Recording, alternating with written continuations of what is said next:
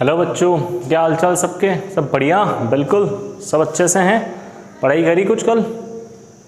नहीं की तो करें, स्टार्ट करें, और किए तो बहुत अच्छी बात है।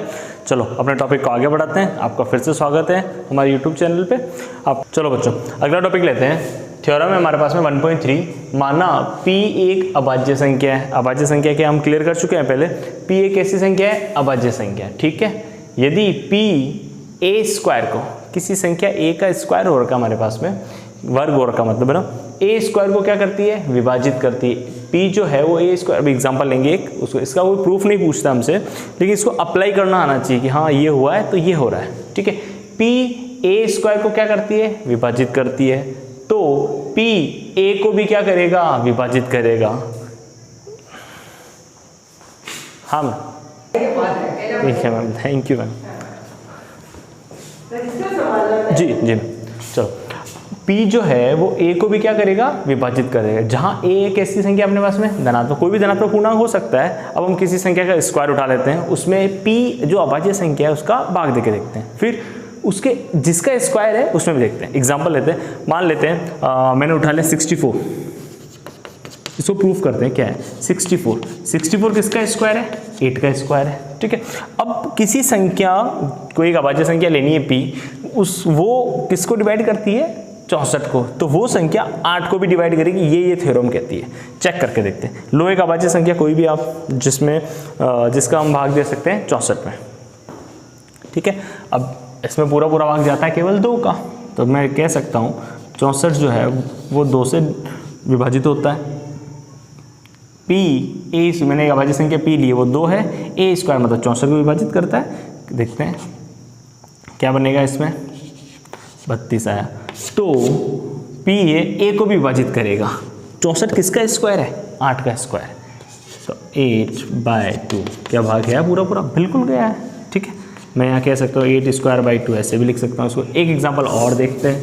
देखो ऐसा एक विषम संख्या में लेते हैं। क्या ले, बोलो आप। जैसे आपने ले लिया क्या ले लेते हैं अपन इसमें, 25 ले लेते हैं। 25 तो चलो हो जाएगा, छोटा रहेगा। 2 to 5 ले लेते हैं। किसका है? 225 15 का होता है। चलो चेक करते हैं। देखो अभाज्य संख्या लेते हैं हम, 2-3 से चेक करते हैं इसमें। अभाज्य इसमें ये 225 किसका स्क्वायर है? 15 का, ठीक है। तो मैं यहाँ कह सकता हूँ 15 स्क्वायर डिवाइड करा मैंने 5 मतलब 225 का मैं भाग दिया 5 का। कितनी बार जाता है? देखो विभाजित होता नहीं होता, दोनों मतलब 15 का स्क्वायर अगर विभाजित हो तो 15 भी उससे विभाजित होगा ही होगा। चेक करो, देखो कितनी बार जाएगा? 4 बार, 2 बचे, कितना आया? 45। क्लियर है बच्चों? अब देखते हैं 15 में जाता नहीं जाता है। 15/5 3 बार गया पूरा भाग, ठीक है। अब 225 के लिए अगर मैं देखता हूँ, एक एग्जाम्पल और लिख लेते हैं। 225 मतलब 15 का स्क्वायर, 3 से चेक करके देखते हैं, ठीक है। 225/3 कितनी बार गया? देखो 7 या 21, 1 बच गया 15, ठीक है। 3 पंचे 15, तो 15 में भी 3 का भाग देखते हैं, जा रहा है 5। पूरा भाग गया? बिल्कुल गया। तो हम कह सकते हैं अगर P एक अभाज्य संख्या है, P अगर a स्क्वायर को विभाजित करती है तो P a को भी विभाजित करेगी ही करेगी। क्लियर है बच्चों?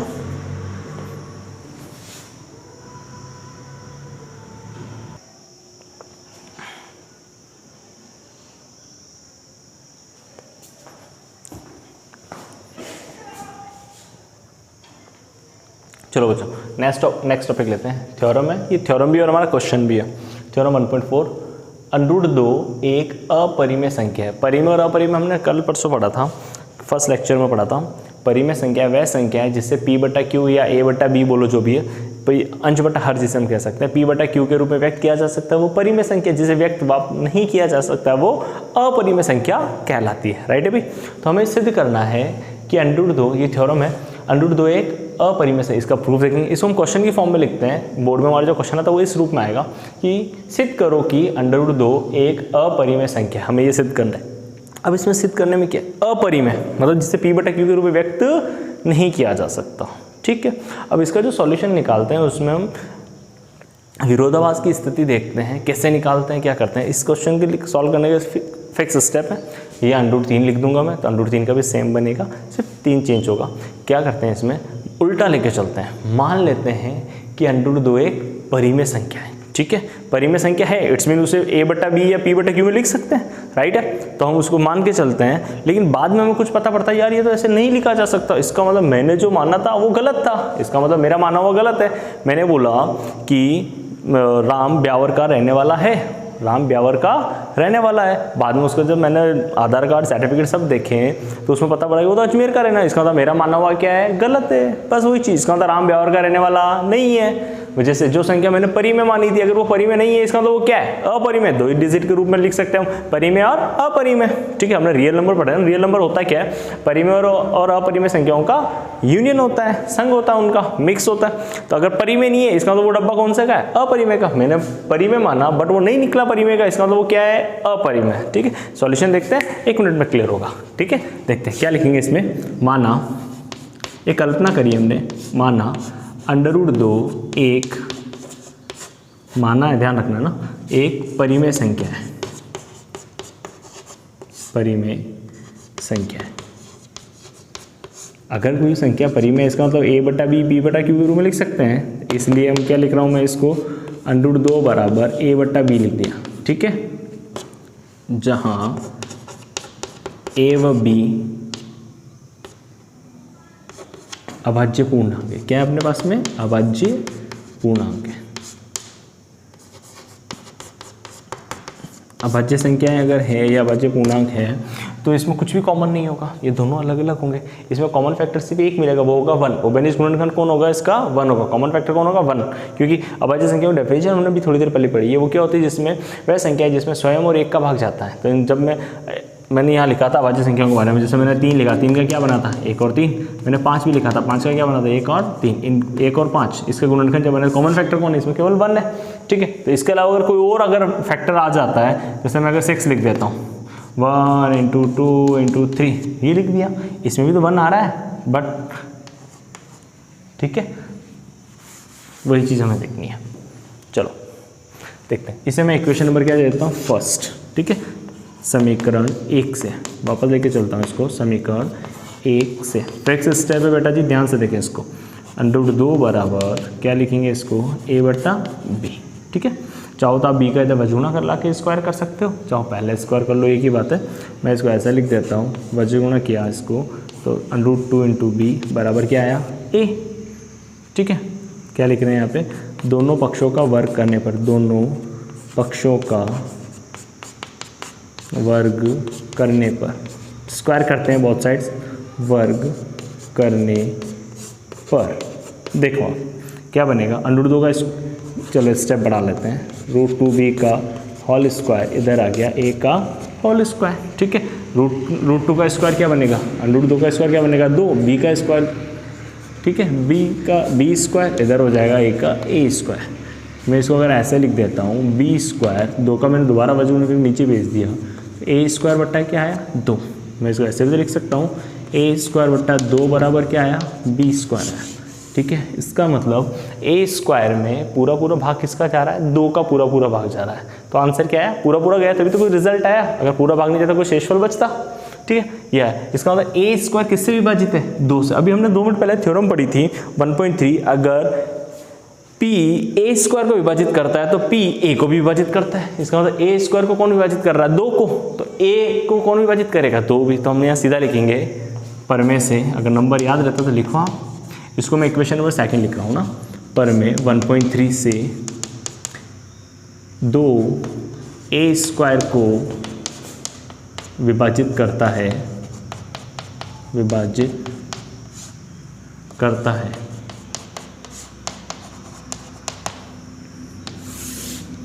इसलिए 2, a को भी विभाजित करेगा, a को भी विभाजित करेगा, विभाजित करेगा,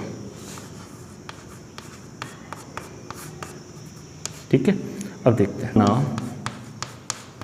a बराबर 2c, इसे मैं इक्वेशन नंबर 3 लिख रहा हूँ, ठीक है। समीकरण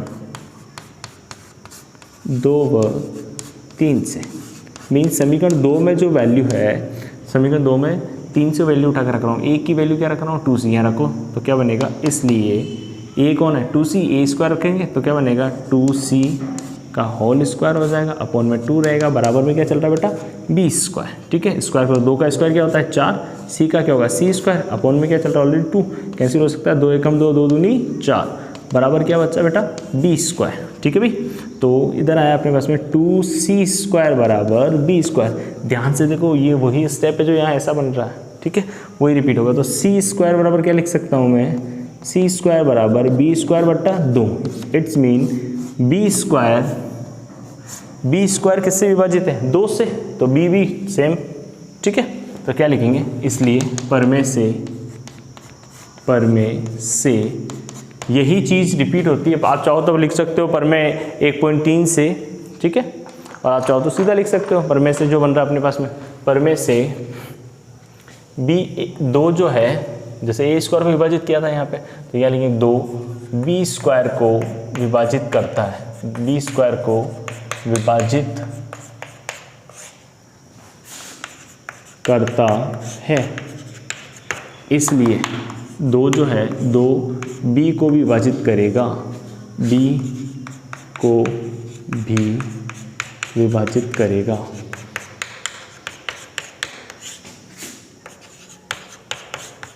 अब देखो इस लाइन को और इस लाइन को देखो, और ये जो लाइन है उसे देखो, 2 किसको विभाजित कर रहा है, a को, 2 किसको विभाजित कर रहा है, b को। इसका मतलब a और b का कॉमन फैक्टर कौन आ रहा है, 2। उभयनिष्ठ गुणनखंड कौन आ रहा है, 2, क्योंकि हमने तो इसको अभाज्य, जबकि हमने इसको क्या मान रखा है, अभाज्य पूर्णांक। अभाज्य पूर्णांक का कॉमन फैक्टर केवल कौन हो सकता है, 1, 1। यहाँ पे तो ये 1 और मिल गया, 2। ठीक है, इसका मतलब हमने जो मानना है वो क्या है, गलत। तो हम यहाँ लिखेंगे, चूंकि उपरोक्त से स्पष्ट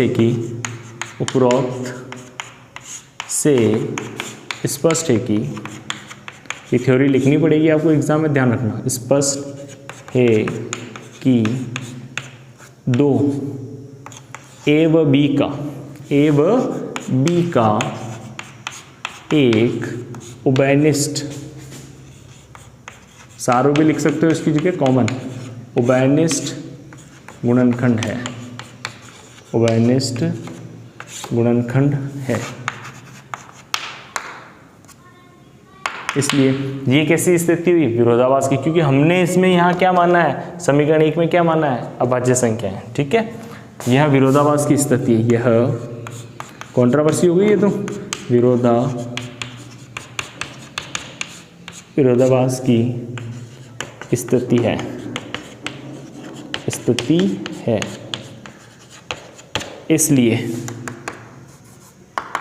इसलिए समीकरण, हमने जो पूर्व में कल्पना मानी, समीकरण 1 में मानी गई या की गई भी लिख सकते हो, मानी गई भी लिख सकते हो, मानी गई कल्पना असत्य है। कैसी है, असत्य है। हमने तो उसको क्या माना था, असत्य। हमने उसको क्या माना था, परिमेय। जब परिमेय नहीं है इसका तो वो क्या है, अपरिमेय है, असत्य है। इसलिए √2 एक अपरिमेय संख्या है, अपरिमेय संख्या है। क्या यही सिद्ध करना था हमें, संख्या है, हैंड्स प्रो, इतनी सिद्ध, राइट है भाई। क्लियर है बच्चों, सॉल्व करें। क्लियर है बच्चों, क्वेश्चंस वापस देख लो इसको फटाफट। सिद्ध क्या करना है, सिद्ध करो कि √2 एक अपरिमेय संख्या है। हमें करना क्या है, माना √2 एक परिमेय संख्या, उल्टा मान के चलना है।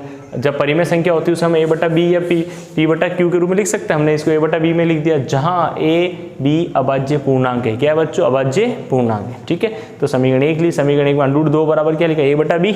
ठीक है, b को जब अजूना कर दिया, √2 b बराबर a, दोनों पक्षों का हमने क्या है, स्क्वायर किया, वर्ग किया है, स्क्वायर किया। √2 का स्क्वायर क्या बनेगा, 2, b का क्या बनेगा, b स्क्वायर, a का क्या बनेगा, a स्क्वायर। ठीक है, 2 का अजूना कर दिया नीचे, तो a स्क्वायर अपॉन 2, इसका मतलब a स्क्वायर में 2 का पूरा भाग जा रहा, तभी तो आंसर आया। ठीक है, पर में 1.3 से हम सीधा लिख सकते हैं कि 2 a स्क्वायर को विभाजित करता है तो 2 a को भी विभाजित करेगा ही करेगा, राइट है भाई।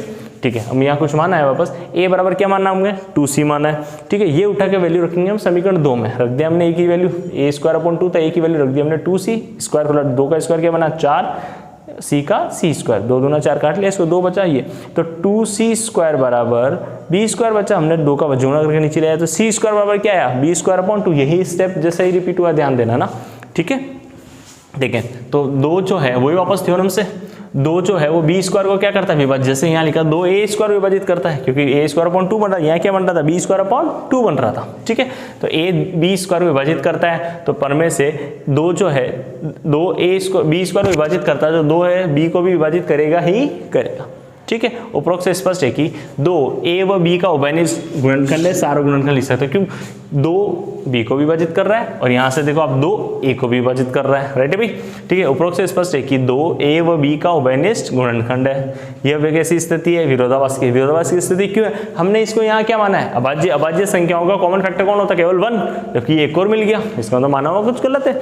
इसलिए समीकरण 1 में मानी गई कल्पना क्या है, असत्य है। क्या है, असत्य है, अर्थात हमने उसे क्या माना था, परिमेय। जब परिमेय नहीं है इसका मतलब क्या, वो अपरिमेय है। क्या है वो, अपरिमेय। तो √2 एक अपरिमेय। एक क्वेश्चन और लेते हैं √3 के ऊपर। थ्योरम में बिल्कुल सेम, सिर्फ थ्योरी यही रहेगी, केवल और केवल डिजिट चेंज होंगे, बाकी थ्योरी पूरी सेम रहने वाली है आपकी, ठीक है। नेक्स्ट लेते हैं, ये आपकी बुक का एग्जाम्पल भी है, एग्जाम्पल नंबर 9। √3 के मैंने सब में से 2 जो था हटा दिया। √3 एक अपरिमेय संख्या है। अपना बोर्ड में क्वेश्चन क्या आएगा, सिद्ध करो कि √3 एक अपरिमेय संख्या है। सेम कंसेप्ट लगाएंगे वापस, मानना √3 उल्टा मानना, अपरिमेय उसी से क्या मानना, परिमेय। √3 एक परिमेय संख्या, जो परिमेय होती है उसे हम लिख सकते हैं P/Q या A/B के रूप में लिख दिया। ये स्टेप सेम रहेगा, जहाँ A व B क्या है, अभाज्य पूर्णांक है, ठीक है। तो समीकरण 1 से वापस √3 बराबर A/B, ठीक है। तो √3 हमने b का था वजूना का, √3b = a बना, दोनों पक्षों स्क्वायर करेंगे, √3b का होल स्क्वायर बनेगा, a स्क्वायर बनेगा, ठीक है। √3 का स्क्वायर क्या बनेगा, 3 का हमने वजूना कर दिया नीचे, तो b स्क्वायर बराबर a स्क्वायर अपॉन 3 बना। तो a स्क्वायर अपॉन 3 बराबर b स्क्वायर, a स्क्वायर किससे विभाजित है, 3 से। मैं कह सकता हूँ 3 a स्क्वायर को क्या करता है, विभाजित। तो पर में से 3 a को भी क्या करेगा, विभाजित करेगा, ठीक है। सेम कंडीशन, हमने √2 के लिए 2c माना था, यहाँ क्या मानेंगे, 3c मानेंगे, ठीक है। समीकरण 3 से वैल्यू उठा के 2 में रखेंगे यहाँ पे, तो 3c होल स्क्वायर बराबर b स्क्वायर अपॉन में 2 चल रहा है, ठीक है। सॉरी अपॉन में 2 नहीं, यहाँ 3 आएगा, 3 चल रहा है 3, ठीक है। स्क्वायर खोलो, 3 का स्क्वायर क्या बनना है अपने पास में, 9 बनेगा, अपॉन में क्या चल रहा है 3, 3 एकम 3, 3 3 का 9 बना, 3 बार विभाजित हुआ। तो 3c स्क्वायर बराबर b, 3c स्क्वायर बराबर b स्क्वायर चल रहा है अपने पास में, तो 3 का वजूना करो, तो c स्क्वायर बराबर b स्क्वायर अपॉन में क्या आया, 3 आया। इसका मतलब 3 जो है वो b स्क्वायर को क्या करता है, विभाजित। तो पर में से 3 b को भी क्या करेगा, विभाजित करेगा। उपरोक्त से स्पष्ट है कि जो 3 है हमारे पास में, 3 a व b का क्या है, एक कॉमन फैक्टर है, अभाज्य उभयनिष्ठ गुणनखंड है, ठीक है। ये विरोधाभास की स्थिति हुई, तो समीकरण 1 में मानी गई कल्पना क्या है, असत्य है। इसलिए √3 एक ऐसी संख्या है, अपरिमेय संख्या है, ठीक है। आज के क्वेश्चन से, कल के क्वेश्चंस का किसी का कमेंट नहीं आया है, मैंने क्वेश्चंस दिए अभी तक, उसका आंसर नहीं मिला मुझे, उसका आंसर जरूर सेंड करें मुझे। आज के क्वेश्चन से आपके DPP √5 के लिए आप करोगे और √7 के लिए आप करोगे, ठीक है बच्चों। क्वेश्चंस करें, नोट करें, वीडियो को पॉज करके, सारे नोटबुक में आपके सारी चीज़ें होनी चाहिए, ठीक है।